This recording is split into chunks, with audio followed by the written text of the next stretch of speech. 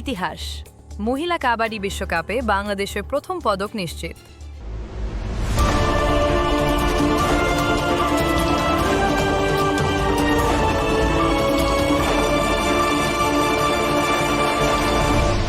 Channel CB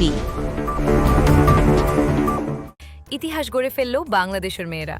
মহিলা কাবাডি বিশ্বকাপে এই প্রথমবার পদক নিশ্চিত করল বাংলাদেশ নারী কাবাডি দল। শনিবার মিরপুরে থাইল্যান্ডকে হারিয়ে সেমিফাইনালে উঠে এই ঐতিহাসিক মাইলফলক ছুঁয়েছে লাল সবুজের প্রতিনিধিরা। শহীদ সোহরাওয়ার্দী ইনডোর স্টেডিয়ামে থাইল্যান্ডকে 40-31 পয়েন্টের বড় ব্যবধানে হারায় বাংলাদেশের বাঘিনীরা। এই জয়ের মাধ্যমেই তারা নিশ্চিত করেছে তাদের অভিষেক বিশ্বকাপ পদক। এর আগে 2012 সালে অনুষ্ঠিত প্রথম বিশ্বকাপে বাংলাদেশ কোয়ার্টার ফাইনালে উঠলেও পঞ্চম হয়ে টুর্নামেন্ট শেষ করেছিল। তবে এবার আরও ভালো অবস্থানে যাওয়ার লক্ষ্য নিয়ে মাঠে নেমেছিল বাংলাদেশ। স্বাগতিক হিসেবে দারুণ সূচনা করেছিল বাংলাদেশ। প্রথম ম্যাচে উগান্ডাকে 42-22 এবং দ্বিতীয় ম্যাচে জার্মানিকে 57-47 পয়েন্টে হারিয়েছিল তারা।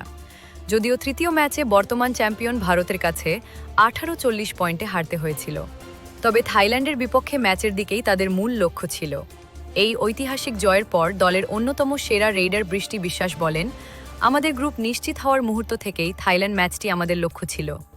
আমাদের লক্ষ্য ছিল সেরাটা দিয়ে থাইল্যান্ডকে হারানো এবং আমরা তা অর্জন করেছি।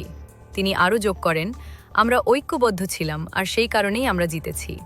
সেমিফাইনালে উঠেও থামতে চান না বৃষ্টি।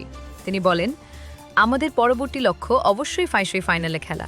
আমরা হাল ছাড়ব না, আমরা আমাদের সেরাটা দেব। গ্রুপ এতে ভারত শীর্ষে থাকলেও রানার আপ হিসেবে শেষ করেছে বাংলাদেশ। সেমিফাইনালে বাংলাদেশের প্রতিপক্ষ বি গ্রুপের চ্যাম্পিয়ন চাইনিজ তাইপে। রবিবার একই ভেন্যুতে অনুষ্ঠিত হবে এই হাই ভোল্টেজ দ্বিতীয় সেমিফাইনাল। অন্যদিকে প্রথম সেমিফাইনালে মুখোমুখি হবে ভারত ও Iran.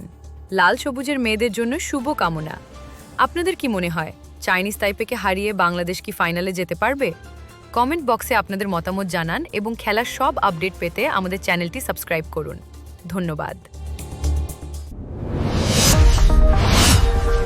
Subscribe now for daily news and updates.